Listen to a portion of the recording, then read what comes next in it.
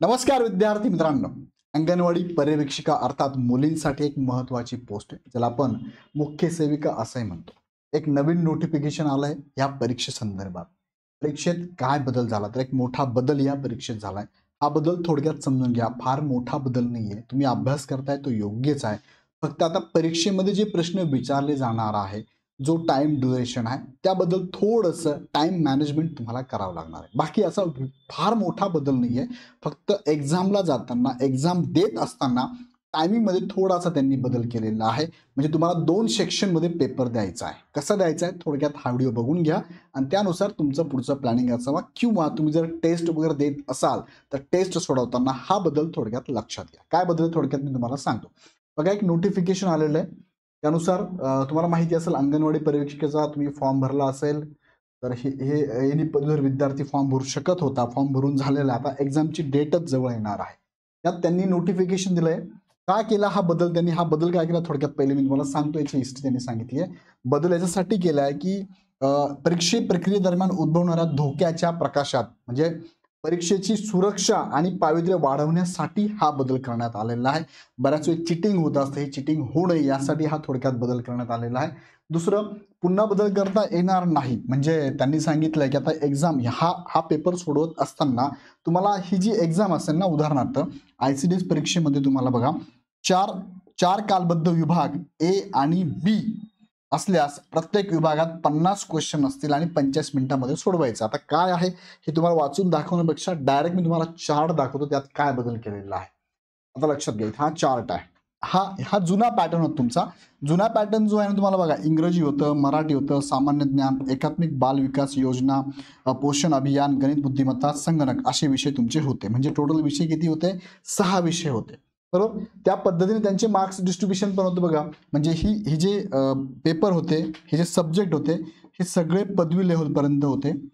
यांची भाषा, पेपर पद्धत, म्हणजे कोणत्या लँग्वेजमध्ये पेपर येणार होता, तर इंग्रजी आणि मराठी लँग्वेजमध्ये येणार होते. बाकी सगळे क्वेश्चन पेपरचं माध्यम मराठी होतं. त्यात काही बदल केला आहे का? नाही. इथपर्यंत काही बदल नाही. आता बदल इथे झालेला आहे. प्रश्न संख्या ती पण ॲज इट इज आहे. म्हणजे 100 प्रश्नच येणार आहे, यानुसारच येणार आहे. गुण पण ॲज इट इज आहे, ते पण 200 मार्कांना असणार आहे. फक्त आता तुम्हाला जो वेळ त्यांनी दिलेला आहे ना, त्या वेळेमध्ये थोडा बदल केला आहे. म्हणजे 1.5 तास वेळ आहे, हा असंच आहे का? येस, हा पण असाच आहे. 90 मिनिटेच आहे.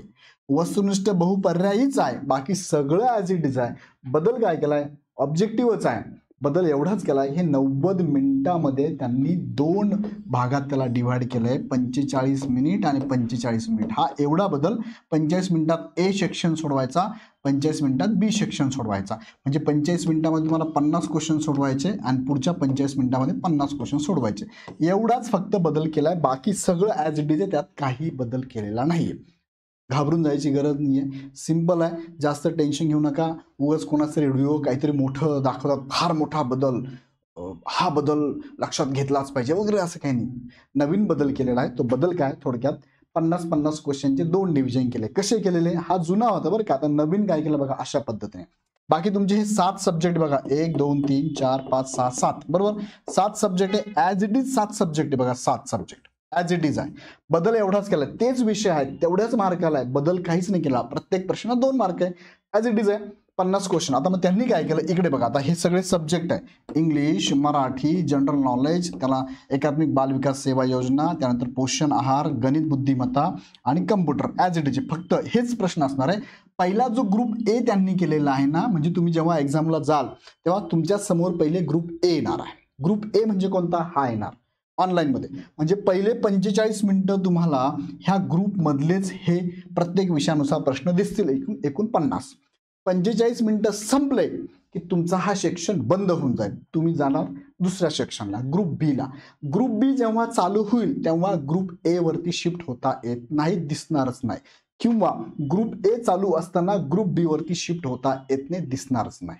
सिंपल आहे. म्हणजे एखाद्याला वाटलं की सर मला ना पहिले सगळे गणित आणि बुद्धिमत्ताचे प्रश्न सोडवायचे, हे टोटल 20, नाही जमणार. पहिल्या 45 मिनिटांमध्ये तुला फक्त हे 10 दिसणार आहे गणित बुद्धिमत्ताचे. बाकी सब्जेक्टचे असे असे प्रश्न तुम्हाला दिसतील बघा. इथे इंग्लिशचे 5 दिसतील, मराठीचे 5 दिसतील, जीकेचे 10 दिसतील, त्यानंतर तुम्हाला ICDS चाइल्ड डेव्हलपमेंटचे 10 दिसतील, त्यानंतर पोषण आहारचे 5च दिसतील, गणित बुद्धिमत्ता 10 दिसतील, त्यानंतर कम्प्युटरचे 5च दिसतील. त्याच्या पलीकडे प्रश्न पुढच्या सेक्शनमध्ये दिसतील, जेव्हा तो चालू होईल. केव्हा चालू होईल? 45 मिनिटांनी चालू होईल. आता हे 50 प्रश्न तुम्हाला 45 मिनिटात सोडवणंच आहे. तुम्हाला सर एखादा प्रश्न मला स्टार करून ठेवायचा, फॉर एक्झाम्पल इथला 9 सोडवले, पण एक प्रश्नाबद्दल मला साशंक मी स्टार करून ठेवला. आता तो स्टार जरी करून ठेवला तर एकदम पूर्ण लास्टला सोडवता येईल तुम्हाला नाही. ह्या 45 मिनिटामध्येच हे प्रश्न सोडवणं गरजेचं आहे. तुम्ही स्टार करून ठेवला, नंतर सोडू, नंतर बघू, ह्या 45 मिनिटातच जे काय ते सोडावं लागेल. नंतर तुम्हाला तो प्रश्न सोडवता येणार नाही. तुम्ही याचं उत्तर देऊन टाकलं, फॉर एक्झाम्पल हा 10 नंबरचा जो काय प्रश्न आहे त्याचं उत्तर देऊन टाकलं ए, पण तुम्ही त्याला स्टार करून ठेवलं, मला नंतर परत सोडवायचं आहे. तुम्ही नाही सोडवला तर हे आन्सर गृहीत धरलं जाईल. डोंट वरी, गृहीत धरलं जाईल. फक्त एखाद्याचा आन्सर दिलंच नाही, नंतर सोडू म्हटलं आणि 45 मिनिटं होऊन गेले तर तुम्हाला याचा आन्सर देता येणार नाही. स्टार जरी करून ठेवला पण आन्सर दिलंच नाही तुम्ही, तर तो विचारात घेतला जाणार नाही. तो सिंपल आहे. तुम्हाला लक्षात घ्या, एवढा मोठा बदल नाही, एवढासा बदल आहे. 45 मिनिटात 50 प्रश्न हे सोडवायचे, 45 मिनिटात हे 50 सोडवायचे. सो टाइम मॅनेजमेंट खूप महत्त्वाचं असणार आहे. सो टाइम मॅनेजमेंट करा. मग याच्यामध्ये तुम्ही कसं सोडू शकता. तुम्हाला वाटलं की मला पहिले कम्प्युटर सोडवायचा, ठीक आहे, सोडवा, काय हरकत नाही. नंतर तुम्हाला वाटलं मला इंग्लिश सोडवायचा आहे, सोडवा, काय हरकत नाही. तुम्ही जाऊ शकता इकडे तिकडे. तुम्हाला ICDS सोडवायचा, हा कायद्याचा, ठीक आहे, हा 3 नंबरला सोडवा. तुम्हाला मॅथ रिजनिंग 4 नंबरला, ठीक आहे. इथे करू शकता शफल, तुम्ही वरती खाली कधी हा सोडू शकता.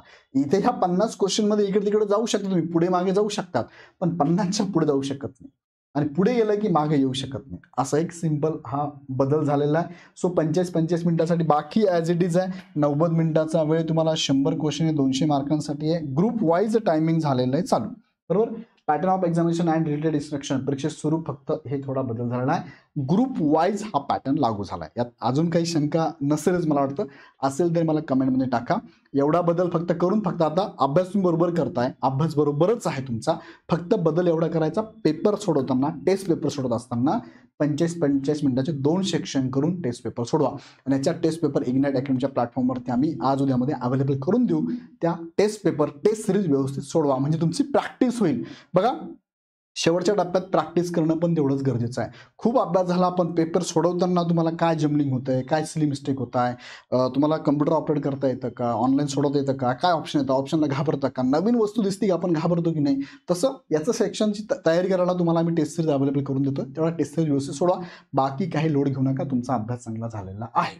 काही शंका असेल तर 88-88-25-117 या नंबरला कॉल करा किंवा ॲप डाउनलोड करून डायरेक्ट तुम्हाला या संदर्भात काही अजून पाहिजे असेल तर तुम्ही डाउनलोड करू शकता. ओके, व्हिडिओ आवडता लाईक करा, चॅनल सबस्क्राईब करा. बाकीचे अपडेट मी तुम्हाला देतच राहतो. धन्यवाद.